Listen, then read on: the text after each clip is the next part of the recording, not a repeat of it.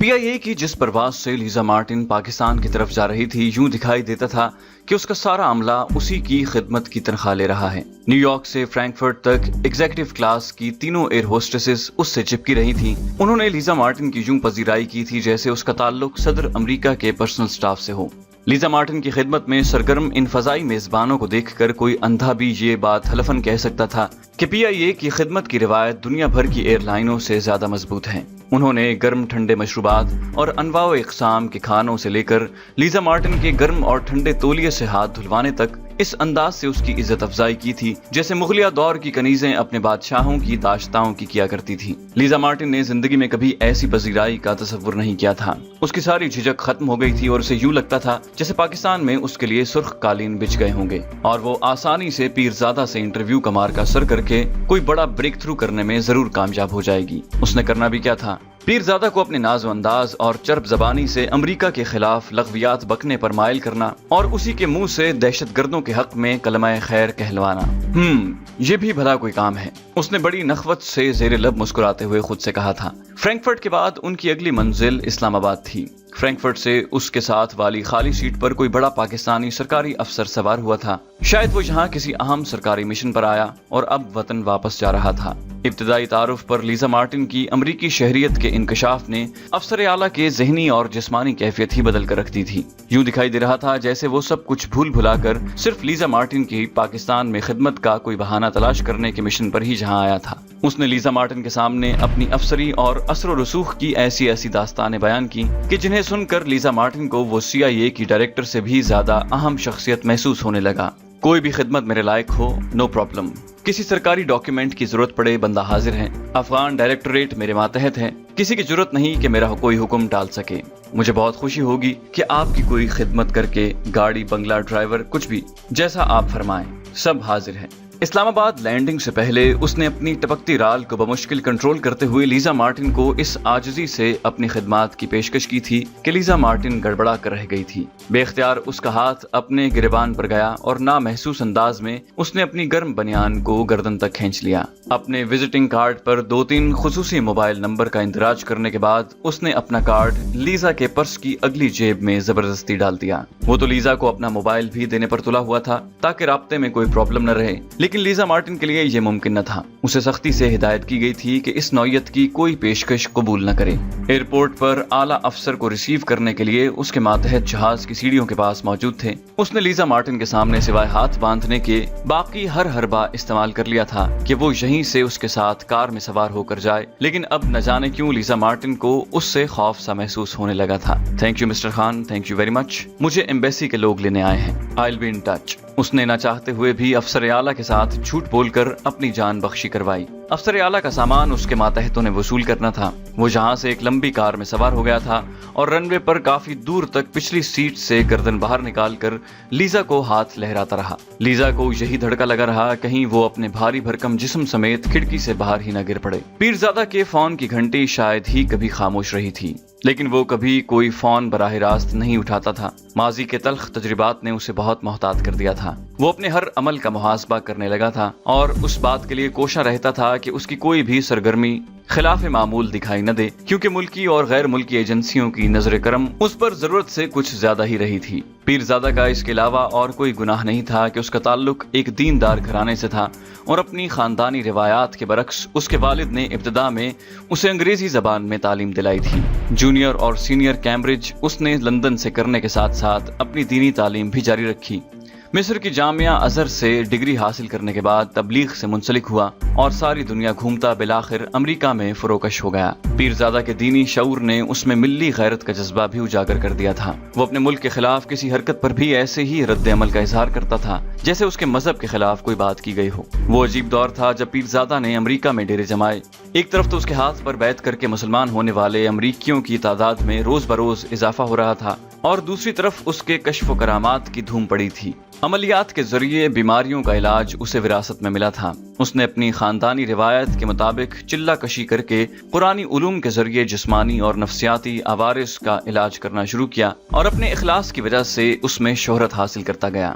پیرزادہ نے اپنے والد کی اجازت سے یہاں کی نو مسلم عورت سے شادی کر لی تھی۔ اس طرح امریکہ میں اسے قانونی حیثیت سے قیام کی سہولت میسر آ گئی۔ دن بدن جہاں اس کے مریدوں میں اضافہ ہو رہا تھا، وہاں اس کی مخالفت بھی بڑھتی چلی جا رہی تھی۔ اس مخالفت میں پیش یہاں کی وہ ہندو لابی تھی جو اسے اپنے لیے خطرہ محسوس کرتی تھی۔ پیرزادہ نے دوران قیام نہ صرف 2 مسجدیں بنوائی تھیں، بلکہ ایک جدید طرز اور سہولیات کا حامل دینی مدرسہ بھی قائم کر دیا تھا۔ یہاں سینکڑوں کی تعداد میں نو مسلم بچے اور بچیاں دینی تعلیم حاصل کر رہی تھیں۔ ممکن ہے اس حد تک وہ قابل برداشت رہتا، لیکن جب ایک روز اس نے فلسطین، کشمیر اور دنیا کے دیگر ممالک کے مظلوم و مقہور مسلمانوں سے ہونے والی زیادتیوں کے خلاف بطور احتجاج اپنے مریدین سے ایک تنظیم کی بنیاد رکھوائی، خصوصاً مقامی انڈین کونسلیٹ نے اسے اپنے لیے خطرہ جاننا شروع کر دیا۔ امریکہ کی اس ریاست میں بھارتی امریکیوں نے مضبوطی سے اپنے پاؤں جما رکھے تھے۔ مقامی کانگریس مین اور سینیٹرز سے ان کے روابط بڑے مضبوط تھے، جن پر پیرزادہ نے نقب لگائی تھی، اور پہلی مرتبہ اس کی کوششوں سے مقامی سینٹرز کی طرف سے مقبوضہ کشمیر میں ہونے والے بھارتی مظالم کے خلاف ایک قرارداد مذمت امریکی سینٹ میں پیش کی گئی تو انڈین کونسلیٹ کا ماتھا ٹھنکا۔ بھارتی کونسلیٹ نے اس کے بعد سے پیرزادہ کے خلاف باقاعدہ مہم کا آغاز کر دیا، جس میں اس کے مخالف اسی کے ہم وطنوں کی خدمات بھارتیوں کو اتفاق سے حاصل ہو گئیں، کیونکہ پیرزادہ کو یہاں آمد کے بعد سے کچھ پاکستانی امریکن خامخواہ اپنے لیے خطرہ محسوس کرنے لگے تھے۔ پیرزادہ نے بھارتی سازشوں کی طرف اپنا دھیان بٹانے کی بجائے اپنے کام پر زیادہ توجہ مرکوز رکھی۔ اس کی تنظیم کی طرف سے کشمیری اور دیگر مظلوم مسلمانوں کے لیے فنڈز کی فراہمی کو بھارتی کونسلیٹ نے دہشت گردی کا رنگ دینا شروع کر دیا، اور جلد ہی انہیں اپنے مشن میں کامیابی بھی مل گئی۔ جب ایک روز امریکن حکومت کی طرف سے پیرزادہ کو امریکہ چھوڑنے کا حکم ملا، اسے بتایا گیا کہ یہ حکم آف دا ریکارڈ ہے، لیکن اسے بہرحال اس کی تکمیل کرنی ہے، بصورت دیگر اس کے خلاف خطرناک مقدمات قائم ہو جائیں گے۔ پیرزادہ نے عافیت یہاں سے نکل جانے ہی میں جانی اور پاکستان چلا آیا، لیکن اپنے مریدوں سے اس کا روحانی تعلق ٹوٹنے کے بجائے مزید مضبوط ہوتا چلا گیا۔ وہ پیرزادہ کو اپنے مرشد کی حیثیت سے نذرانہ تسلسل سے بھیجتے رہے۔ پیرزادہ اس رقم کو جہاد کرنے والوں کی معاونت پر صرف کرنے لگا، اور جلد ہی اس کی شہرت امریکی بیوی رکھنے والے ایک ایسے روحانی عامل اور پیر کی حیثیت سے پھیلنے لگی جو انگریزی زبان میں بڑی مہارت اور روانی سے بولتا تھا، اور جس کے پاس تبلیغ اور جہاد کے لیے جدید ترین ذرائع موجود تھے۔ مقامی ایجنسیوں نے جلد ہی اندازہ لگا لیا کہ وہ دہشت گرد نہیں، البتہ جذباتی حد تک مسلک اور مذہب سے عقیدت رکھنے والا، پڑھا لکھا، سائنسی امور پر عبور رکھنے والا پیر ہے، جسے اب اپنی شہرت کا شوق بھی چرانے لگا ہے۔ ان کا آنا جانا پیرزادہ کے ہاں لگا رہتا تھا۔ دنیا کا شاید ہی کوئی ایسا ملک تھا جہاں پیرزادہ کے جانثار موجود نہ رہے ہوں۔ آصف شاہ کا شمار بھی ایسے ہی لوگوں میں ہوتا تھا۔ پاکستان کا اشتہاری ملزم آصف شاہ، جو امریکہ میں گرین کارڈ ہولڈر تھا، ان دنوں پیرزادہ کے آستانے تک پہنچا جب اس کی شہرت خاصی پھیل چکی تھی۔ آصف شاہ کو پیرزادہ کی شخصیت کے سحر نے ایسا جکڑا کہ اس کی زندگی کا رنگ ڈھنگ ہی بدل گیا۔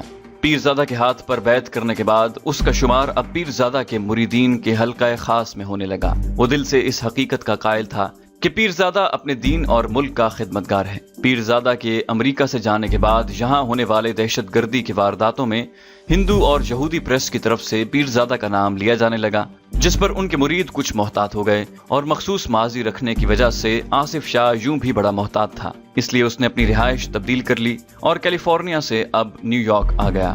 پیرزادہ سے البتہ اس کا تعلق روز بروز مضبوط ہوتا جا رہا تھا۔ پیرزادہ کے نزدیک بھی اس کا شمار اپنے خاص مریدوں میں ہوتا تھا، جن سے وہ کئی معاملات پر مشاورت بھی کیا کرتا تھا۔ فون کی گھنٹی بجنے پر جب پیرزادہ کے خادم نے بتایا کہ آصف شاہ کا نیو یارک سے فون آیا ہے، تو وہ ایک لمحے کے لیے ٹھٹک کر رک گیا، کیونکہ آصف شاہ اپنے اصلی نام کے بجائے عموماً چودھری کے نام سے بات کیا کرتا تھا۔ پیرزادہ نے سوچا ممکن ہے اس نے ایسی ضرورت نہ سمجھی ہو، اور فون کی طرف متوجہ ہوا۔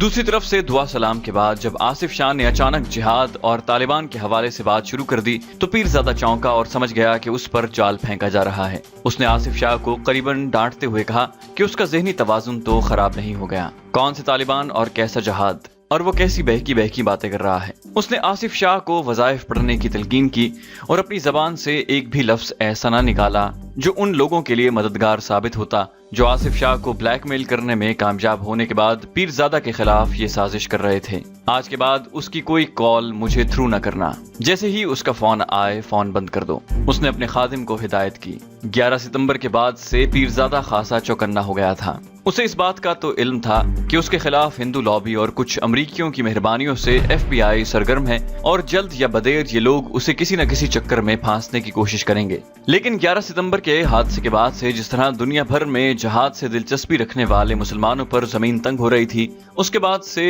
पीरजादा भी मोहतात हो गया था। उसने ये जरूर चाहा था कि दुनिया भर में अपनी आज़ादी और इज्जत नफ्स के हुसूल के लिए सरगर्म मुजाहिदीन को अपने मकसद में कामयाबी नसीब हो। अपने मुरीदों की तरफ से मिलने वाले नजरानों के जरिए वो इन मुजाहिदीन की खिदमत भी करता रहता था। लेकिन आज तक उसने किसी दहशत गर्दी में बराह रास्त किरदार अदा करने का तसव्वुर नहीं किया था। उसके काम की नौयत ऐसी थी कि अगर वो इस सिलसिले में मुतहर्रिक होता तो उसके लिए बेशुमार मसाइल पैदा हो जाते। जहां एक शानदार जिंदगी के बदले वो पाबंदे सलासल हो जाता, वहीं उसकी हर माह मुरीदों के नजरानों के जरिए होने वाली लाखों रुपए की आमदन भी दाव पर लग जाती और अमेरिका के बाद दुनिया के दूसरे ममालिक भी उसकी सफरी सरगर्मियों पर पाबंदी आयद कर देते। ये पीरजादा के लिए बड़ा महंगा सौदा था। उसकी कोशिश थी कि वो मगरबी प्रेस के जरिए अपनी पोजीशन साफ करे और अपने पर लगा दहशत गर्दी का धब्बा खत्म करे। पीरजादा को इस तल्ख सच्चाई का शिद्दत से एहसास था कि 11 सितंबर के बाद से अमरीकी जिसे और जब चाहें दहशतगर्द करार देकर अपने कब्जे में ले सकते हैं। उसने यही कुछ सोचकर अपने एक मकामी दोस्त को फोन में लाया था। ये वो दोस्त था जिस पर उसके बेशुमार एहसानात थे। अपने मुरीदों के जरिए उसने माजी में इस दोस्त के लिए बड़ी अहम खिदमात सरअंजाम दी थी। अपनी खिदमात की बुनियाद पर उसका दोस्त छोटे ओहदों से तरक्की करके अचानक बड़ा अफसर बन गया था। पीरजादा ने कभी उससे कोई काम न लिया था, लेकिन अब हालात ऐसे हो रहे थे। खुसूसन आसिफ शाह के फोन के बाद से वो महसूस करने लगा था कि FBI उसके गिर्द जाल बुन रही है और किसी भी वक्त वो शिकंजे में फंस सकता है। पीरजादा के उस दोस्त के अमरीकी हलकों में अच्छे खासे मरासिम थे और उसे उम्मीद थी कि अपने इस एहसानमंद दोस्त के जरिए वो अमरीकियों के सामने अपनी सफाई पेश करने में कामयाब हो जाएगा। यही कुछ सोचकर उसने फोन मिलाया था। यस। दूसरी तरफ से एक भारी आवाज सुनाई दी। गालिबन उसके किसी मातहत की आवाज थी। मुझे समी साहब से बात करनी है। पीरजादा ने मामूल के मुताबिक कहा। उसे उम्मीद थी कि इस डिपार्टमेंट में शायद ही कोई ऐसा अफसर होगा जो उसकी आवाज न पहचानता हो। आप कौन हैं? दूसरी तरफ से अक्खड़ लहजे में पूछा गया। पीरजादा। उसने अपना नाम और फोन नंबर बताया। चंद सेकंड की खामोशी के बाद दूसरी तरफ से आवाज सुनाई दी कि समी साहब तो 15 रोज पहले यहाँ से जा चुके हैं, और फोन बंद कर दिया। नामुमकिन। पीरजादा फोन रखते हुए बड़बड़ाया। ऐसा मुमकिन ही नहीं था। उसके जराए इत्तलात बड़े मुस्तनद थे। उसे इस बात का इल्म था कि समी साहब उसी जगह मौजूद है और अपने इदारे का डिप्टी डायरेक्टर बन चुका है, लेकिन उसके साथ ऐसा सलूक होगा इसका पीरजादा ने कभी तसव्वुर नहीं किया था। एहसान फरामोश, उसने जेरे लब कहा और खामोशी से फोन की तरफ देखने लगा, जिसकी घंटी दोबारा बजने लगी। खादिम ने फोन उठाया तो पीरजादा उठकर दूसरे कमरे में चला गया, जिसका मतलब था कि अब वो किसी से बात नहीं करना चाहता। FBI के ऑपरेशनल विंग का मकामी इंचार्ज अब तक 10-15 मरतबा कैसेट रिवर्स करके आसिफ शाह और पीरजादा की गुफ्तगू सुन चुका था। डैम इट, उसने गुस्से से मेज पर मुक्का मारा। बहुत चालाक आदमी है सर, मेरा वास्ता इससे पड़ चुका है। मैंने कैलिफोर्निया से अपनी सर्विस का आगाज किया था। मार्शल ऑस्टिन बोला। कुछ भी हो, बचकर नहीं जा सकता ये हमसे। इंचार्ज का गुस्सा बदस्तूर कायम था। लेकिन सर, किसी सबूत के बगैर आखिर किस तरह हम? बेवकूफ, अब कैसा सबूत? 11 सितंबर के बाद हमें किसी सबूत की जरूरत नहीं। अब तो मौका मिला है इन लोगों पर हाथ डालने का। इंचार्ज ने मार्शल ऑस्टिन की बात काटते हुए कहा। लेकिन सर, ये तो बेइंसाफी होगी। मार्शल ऑस्टिन कहे बगैर न रह सका। देखो ऑस्टिन, मैं किसी कोर्ट का जज नहीं, ना ही हम लोग यहाँ इंसाफ देने बैठे हैं। हमारा काम मुल्जिमों को पकड़कर कोर्ट ऑफ जस्टिस तक पहुंचाना है ताकि उन्हें मुनासिब इंसाफ मिल सके। इंचार्ज ने अजीब से लहजे में ऐसी बात कह दी जो मार्शल ऑस्टिन के लिए नाकाबिले यकीन थी। उसने कभी सोचा भी नहीं था कि FBI भी इंतकाम की इसी आग का ईंधन बन जाएगी। जो गुज़श्ता 15-20 रोज से वो अरबी और पाकिस्तानी मुसलमानों के साथ कर रहे थे, वो उसके लिए नाकाबिले तसव्वुर था। लेकिन एक डिसिप्लिन का हिस्सा होने के नाते वो एहतजाज नहीं कर सकता था। आसिफ शाह की फाइल उसे सौंपी गई थी और उसने आसिफ शाह की मदद से पीरजादा को दहशतगर्द साबित करवाना था। अभी तक आसिफ शाह उनकी तहवील में था। उसने FBI के दबाव पर पीरजादा को फोन कर दिया था और पहले से अजबर करवाई गई गुफ्तगू भी दोहराई थी, लेकिन उसका ज़मीर उसे शदीद मलामत कर रहा था। वो करता भी क्या? बसूरत दीगर उसे सिर्फ पाकिस्तानी पुलिस ही को सौंप दिया जाता तो उसका क्या हशर होता। आज उसे घर जाने की इजाजत मिली थी, लेकिन इस शर्त के साथ कि वो अपनी गिरफ्तारी और इस वाक़े का तस्करा किसी से नहीं करेगा। अमेरिका में उसकी बीवी और 2 बच्चे उसके पांव की जंजीर बन चुके थे, वरना उसके लिए कोई और रास्ता भी खुल सकता था। लेकिन अब कुछ नहीं हो सकता था। अब उसे वही करना था जिसका हुक्म FBI की तरफ से मिलता। लीजा मार्टिन कोयटा पहुंची तो एयरपोर्ट पर नवीद अख्तर उसका मुंतजिर था। शरीरे बदन का लंबा तड़ंगा नवीद अख्तर अपनी जाहिरी शख्सियत के बरक्स बड़ा शरीफ आदमी दिखाई दे रहा था। वो लीजा को भी मैडम कहकर मुखातिब करता था। शायद इससे पहले अमरीकियों के साथ काम करने की वजह से वो उन्हें नाम की बजाय सर और मैडम कहकर पुकारने का आदी था। लीजा मार्टिन के लिए शहर के बेहतरीन होटल में कमरा बुक था। होटल मिडवे का कमरा नंबर 210 नवीद अख्तर ने पहले ही उसके लिए बुक कर रखा था। उसकी आमद के बमुश्किल 1 घंटे बाद न्यूयॉर्क से कार्ल स्मिथ का फोन आ गया, जिसने उसकी बखैर आफियत पहुंच जाने की तस्दीक हासिल करने के बाद उससे कहा कि अभी 2-4 दिन वो नॉर्मल रिपोर्टिंग करे और पीरजादा से मुलाकात को अगले 2-3 रोज पर डाल दे। उसकी आमद के फौरन बाद पीरजादा से मुताल्लिक उसका तजस्सुस उसके लिए मसाइल न खड़े कर दे। बेफिक्र रहें सर, ये तो बड़े बेवकूफ लोग हैं सर। गोरी चमड़ी वाली लड़की जो अमेरिकन हो, इनके लिए बहुत अहमियत रखती है। आप शायद इसका अंदाजा नहीं लगा सकते सर। ये कहकर उसने जहाज में अफसर आला खान साहब से मुलाकात और उसकी फराख दिलाना पेशकश का तस्करा हंसते हंसते किया। वेल डन, बड़ी तगड़ी मुर्गी फांसी है। इसे काबू में रखना, लेकिन ज्यादा तवज्जो अपने काम पर रहे। सिर्फ कर्टसी कॉल करती रहना कभी कभी। उसके मतलब का काम निकला तो जरूर बताऊंगा। और हाँ, बस दूर दूर से सलाम दुआ रखना। नजदीक से ये लोग कभी कभी खिलाफ तवक्को बड़े खतरनाक साबित होते हैं। कार्ल स्मिथ ने दूसरी तरफ से कहका लगाया और फोन बंद कर दिया। अगले 10 मिनट बाद कार्ल स्मिथ और लीजा मार्टिन के दरमियान फोन पर होने वाली इस गुफ्तगू का टेप कर्नल विर्दक की मेज पर पड़ा था। कैप्टन राहील और कर्नल विर्दक ने मिलकर उसे सुना था। हाँ भाई जवान। कर्नल वर्दक ने हस्बे आदत बड़ी गैर तकल्लुफी से कैप्टन राहील के कंधे पर हाथ रखकर उसे अपनी तरफ मुखातिब किया था। सर, मैंने तो अंधेरे में तीर चलाया था। वो तो सोर्स ने इत्तला दी थी कि मिस लीजा मार्टिन का ताल्लुक पायनियर से है। गो कि ये कोई बड़ा अखबार नहीं, लेकिन पाकिस्तान के खिलाफ इसमें उमूमन बड़ी बड़ी खबरें मौजूद होती हैं, इसलिए मैं कुछ चौकन्ना था। कैप्टन राहील अचानक मिल जाने वाली इस कामयाबी से फूले नहीं समा रहा था। वेल्डन जवान। ये जरा PIA की इसी फ्लाइट से आने वाले अफसर आला खान साहब का तो पता करो, उसका दिमाग दुरुस्त करने का कुछ बंदोबस्त करें।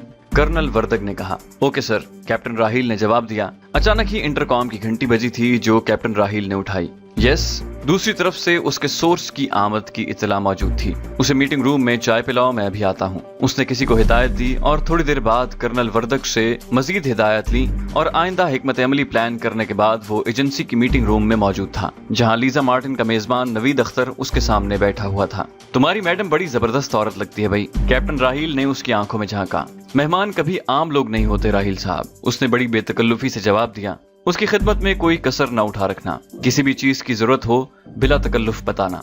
राहील ने उसे पेशकश की। फिलहाल तो मैडम आराम फरमा रही हैं। कल हम चमन जाएंगे, उसके बाद शायद मैडम को स्पिन बुलडॉग जाना पड़े। नवीद अख्तर ने ख्याल जाहिर किया। इसको बंदोबस्त हो जाएगा, फिक्र न करना, उसने राहील से कहा और उसे कुछ हिदायत देने के बाद रुखसत कर दिया। लीजा मार्टिन के कमरे में उन्होंने नवीद अख्तर के जरिए ही बग लगाया था और बेहतरीन नताइज की तवक्को कर रहे थे। तो दोस्तों, ये थी हमारी आज की एपिसोड। उम्मीद करते हैं आपको हमारी वीडियो पसंद आई होगी।